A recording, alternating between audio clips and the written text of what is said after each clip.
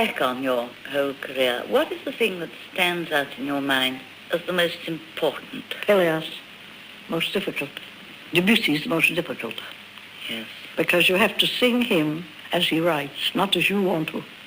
Everything that he wrote, every word of Mélisande or the other characters has the right music, tone, and they mustn't sing their way, they must sing his way. Because everything that she does, or her husband did, or Pelléas, it was perfectly human, and you had to make it that way.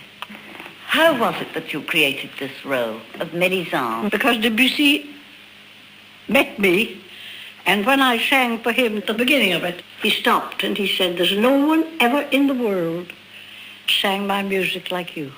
You don't sing it. You sing talking." It's true.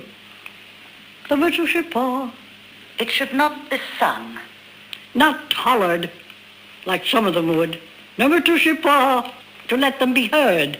But if you have your voice here, in your head, out of you, yes. I don't hold the pa the way they do. That'll go all over the house. Oh, I don't know. I have just my own way of doing things. I was just different from anybody else, happily.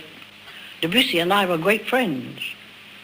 And he never told me anything about Mélisande. We used to talk about Golo and all those people. But he never said anything very much about Mélisande till I went on to the rehearsals. And then he came up and we talked about this and that, the next thing. Oh, you have to, you know. You have to know what the composer has in his brain. It's not your brain, it's his brain.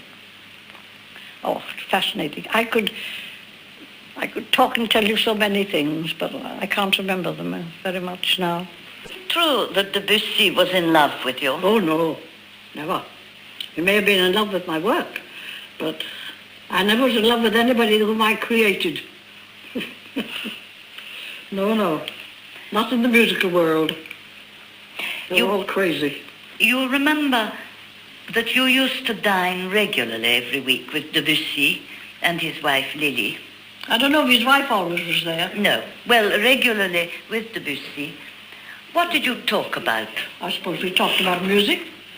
He may have told me about his life. I don't know. Yes, I wondered if you'd discussed his music and whether he'd asked your advice. I don't think, well, we discussed it, but he was always right. He knew. He used to sing it. When he came to my home, he used to play it for me and not sing it, but fredonner, as they say in France. And he said, "Now, Mary, that's the colour of the voice I want. It was always the colour. You had to put your voice into the colour of the people you're singing." He loved that, always. Because when you sing Carmen, that's entirely different from Mélisande. So I had to colour your voice, but in another way. In quite another way. You have to be very impertinent, very rude, but not in Mélisande. You have to be very careful and very sad. Oh, it's a lovely opera. You have a certain amount of correspondence of Debussy, which you have kept. No. You haven't kept it? No, nothing. I haven't even his photograph. You threw it all away?